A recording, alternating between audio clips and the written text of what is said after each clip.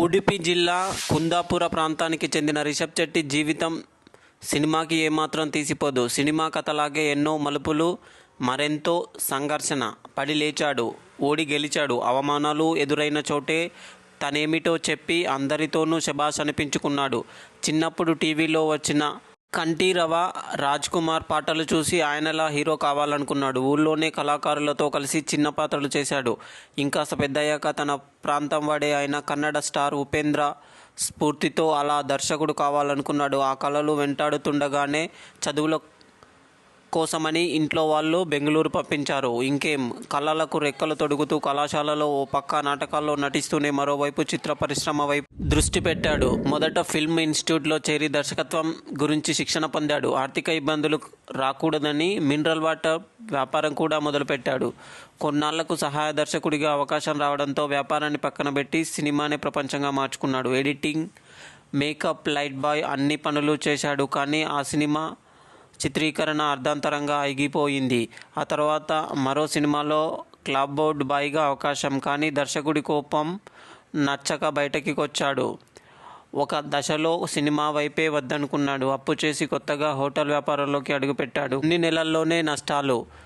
మళ్ళీ మనస్సు సినిమాల వైపు లాగింది. డబ్బులు ఇచ్చిన వాళ్ళ నుంచి తప్పించుకునేందుకు సినిమాల కోసం వేస్తున్న వేషాలతోనే బయట తిరిగేవాడు. తుగ్లక్ సినిమా రిషబ్ శెట్టి ప్రయాణాన్ని మలుపు తిప్పింది. దర్శకుడు అరవింద్ కౌశిక్తో పరిచయం ఆ సినిమాలో చిన్న పాత్ర చేసే అవకాశాన్ని తెచ్చిపెట్టింది. ఆ ప్రయాణంలోనే అందులో కథానాయకుడైన రక్షిత్ శెట్టితో స్నేహం ఏర్పడింది. ఆ సినిమా పరాజయం తర్వాత రక్షిత్ని కలిసి తాను రాసుకున్న కర్కి కథని చెప్పాడు. దాంతో దర్శకత్వం వహించే అవకాశం కూడా దక్కింది. అది విజయవంతం కావడంతో వెనక్కి చూసుకోలేదు. ఆ తర్వాత కిరాక్ పార్టీ తీశాడు.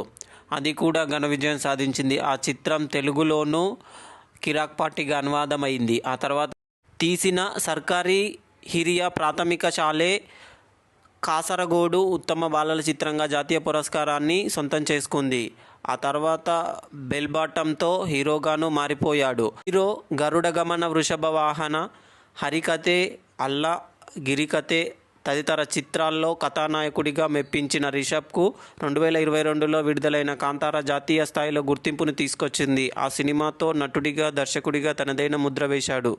మన చుట్టూ ఉన్న కథల్నే తెరపైకి తీసుకొస్తూ నటుడిగా తన పాత్రల్లో జీవిస్తూ ప్రేక్షకుల్ని అలరించడం రిషబ్ శైలి. పలు చిత్రాల్లో అతిథి పాత్రలతో సందడి చేసిన ఆయన తెలుగు చిత్రం మిషన్ ఇంపాసిబుల్లోనూ మెరిశాడు.